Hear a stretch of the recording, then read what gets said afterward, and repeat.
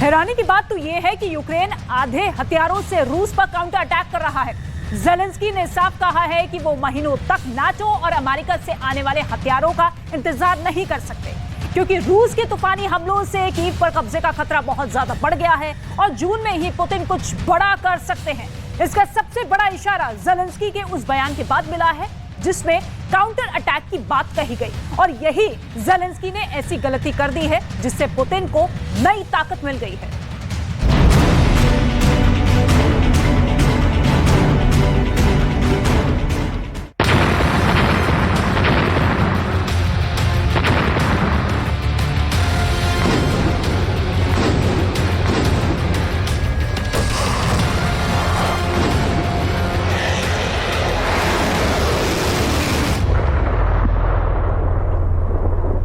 आखिर यूक्रेन की ऐसी क्या मजबूरी है कि भारी हथियारों की कमी के बावजूद ज़ेलेंस्की का यूक्रेन रूस पर आत्मघाती काउंटर अटैक कर रहा है।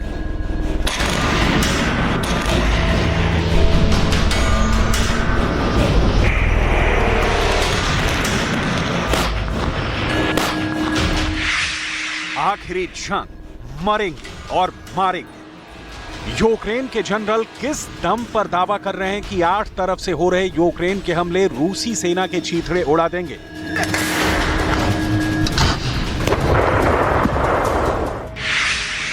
आठ तरफ से काउंटर अटैक।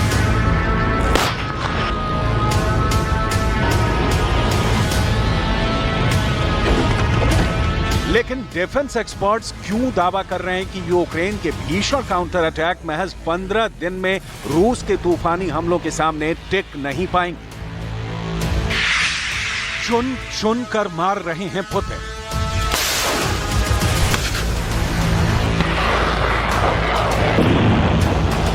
रूस यूक्रेन जंग को 15 महीने से ज्यादा का वक्त हो चुका है। पिछले 13 दिनों में ही रूस ने पूर्वी, उत्तरी और दक्षिणी यूक्रेन के 10 शहरों पर 800 से ज्यादा मिसाइलें दागी हैं।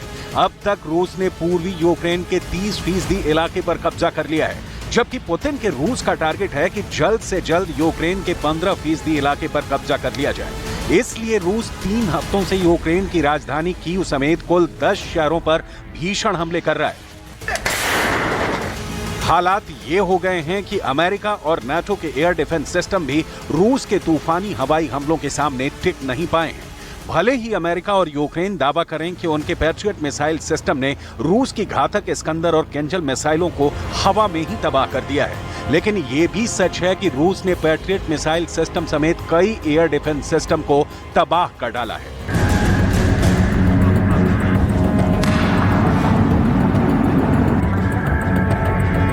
अब ऐसे हालात में यूक्रेन के पास 2 ही रास्ते बचे हैं, या तो रूस के सामने सरेंडर करो या फिर रूस के कब्जे में आए यूक्रेनी इलाकों पर भीषण काउंटर अटैक करो।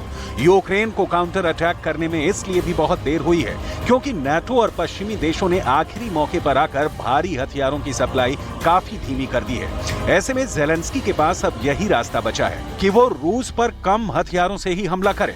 यूक्रेन के जनरलों के साथ हुई मीटिंग के बाद ज़ेलेंस्की ने रूसी सेना के ऊपर काउंटर अटैक का आदेश दे दिया है, लेकिन खुद ज़ेलेंस्की मानते हैं कि रूसी सेना पर काउंटर अटैक यूक्रेन पर भारी पड़ सकता है। जरा देखिए अमेरिका के वॉल स्ट्रीट जर्नल पर ज़ेलेंस्की ने काउंटर अटैक को लेकर क्या कहा है। यूक्रेन के राष्ट्रपति ज़ेलेंस्की ने वॉल स्ट्रीट जर्नल को दिए इंटरव्यू में कहा है, यूक्रेन को पूरा विश्वास है हम रूस के खिलाफ सफल काउंटर अटैक करने में कामयाब होंगे। मुझे नहीं पता काउंटर अटैक कब तक चलेगा, लेकिन यूक्रेन इसे करने जा रहा है। हमारी सेना तैयार है। डिफेंस एक्सपर्ट्स के मुताबिक रूसी सेना पर यूक्रेन का काउंटर अटैक उसके लिए सुसाइड मिशन साबित होगा, क्योंकि पुतिन के रूस ने पिछले 5 महीनों में जबरदस्त तैयारी कर ली है। इस वक्त हर महीने रूस लंबी दूरी की 70 से ज्यादा हाइपरसोनिक मिसाइलें बना रहा है, जबकि रूस के पास रिजर्व में 7000 टैंक मौजूद हैं, जो यूक्रेन को पूरी तरह से कुचलने के लिए काफी हैं। इसके अलावा सुखोई और मिग सीरीज के 700 से ज्यादा फाइटर जेट और बॉम्बर यूक्रेन के शहरों के चीथड़े उड़ा रहे हैं।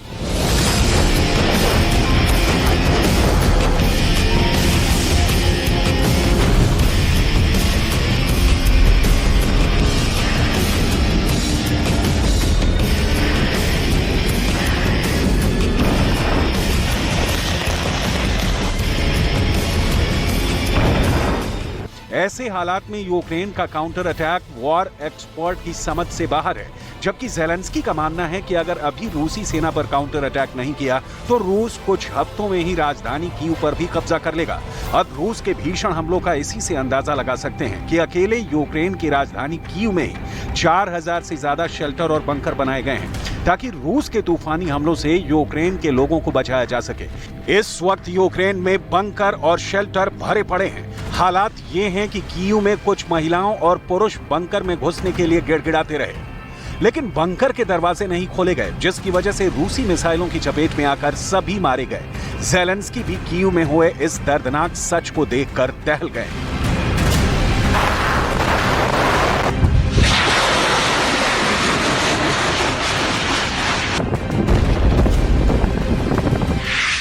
चुन चुन कर मार रहे हैं पुतिन। Короткий звіт за цей день. Перше провів ставку. Нагальні безпекові питання.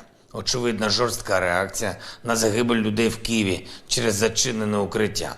Є доручення про перевірку захисних споруд в Києві та по всій країні. Відповідальні міністр Камишин і Клименко.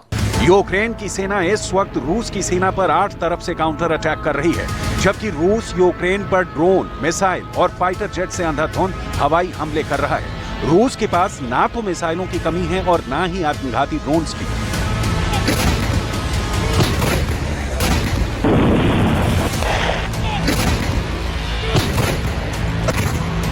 आप जरा रूस के इन कामिकाज़े यानी आत्मघाती ड्रोन की तस्वीरों को देखिए, जिसे देखकर ज़ेलेंस्की की रूह तक कांप गई है। हाल में आत्मघाती ड्रोन का रिमोट थामे रूस के सैनिक के पीछे एक दो नहीं बल्कि हजारों की संख्या में बेहद छोटे और घातक मार करने वाले ड्रोन हैं। ऐसा लग रहा है कि रूस के ये आत्मघाती ड्रोन सुनामी बनकर पूरे यूक्रेन को भस्म कर डालेंगे। इस वीडियो में रूसी सैनिक ये बता रहा है कि रूस के ये मिनी ड्रोन न सिर्फ यूक्रेन के बड़े और घातक हमलों को तबाह कर सकते हैं, बल्कि बड़ी इमारतों की खिड़कियों से घुसकर पूरी इमारत को तबाह कर सकते हैं। हजारों की संख्या में मौजूद इन ड्रोन को देखकर ऐसा लग रहा है कि रूस यूक्रेन पर आत्मघाती ड्रोन से मधुमक्खियों की तरह हमला करने जा रहा है। इतनी भयानक संख्या में रूस के ये ड्रोन ज़ेलेंस्की के यूक्रेन के लिए साक्षात काल साबित हो रहे हैं। अमेरिका के विदेश मंत्री एंटनी ब्लिंकन तक मान चुके हैं कि पुतिन का रूस बेहद ताकतवर है, जिसकी वजह से बेहद कड़ा मुकाबला जंग में हो रहा है।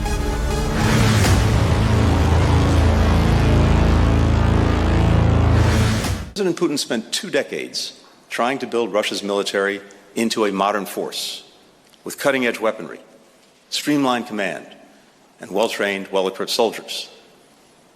The Kremlin often claimed it had the second strongest military in the world, and many believed it. Today, many see Russia's military as the second strongest in Ukraine. Its equipment, technology, leadership, troops, strategy, tactics, and morale, a case study in failure. Even as Moscow inflicts devastating.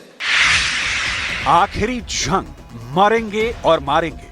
Zelensky इस बात से भी बेहद परेशान है कि Ukraine को NATO का मेंबर बनाने में कुछ नाटो देश जानबूझकर देरी करवा रहे हैं। ज़ेलेंस्की ने साफ कह दिया है कि अगर जुलाई 2023 तक यूक्रेन को नाटो में शामिल नहीं किया गया तो फिर यूक्रेन की हार और बदहाली के लिए नाटो के 31 और पश्चिम के 50 देशों को मिलाकर कुल 81 देश जिम्मेदार होंगे।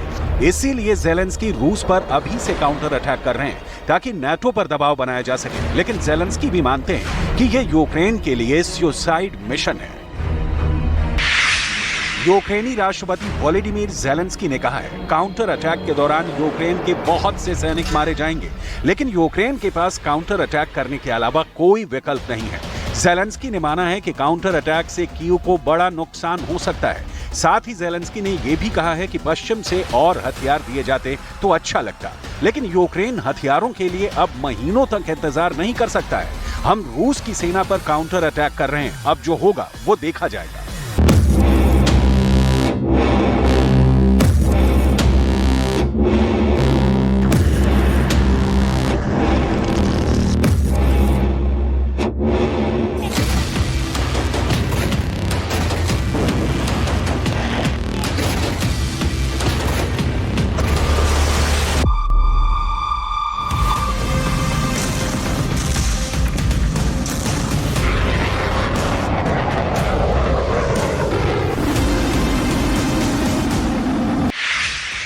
चुन चुन कर मार रहे हैं पुतिन।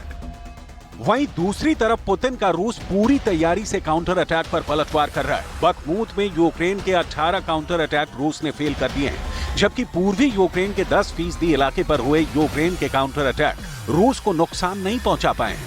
रूस के राष्ट्रपति पुतिन के प्रवक्ता दिमित्री पेस्कोव ने 2 टूक का ऐलान किया है कि रूस जब तक अपना लक्ष्य हासिल नहीं कर लेता है तब तक रूस हमले करते रहेगा। ना तो नाटो और ना ही अमेरिका यूक्रेन को बचा पाएंगे।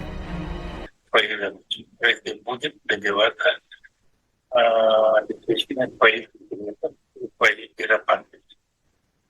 Это означает подобное расширение альянса и его непосредственное приближение к нашим границам, в том числе членству Украины в НАТО. Естественно, это является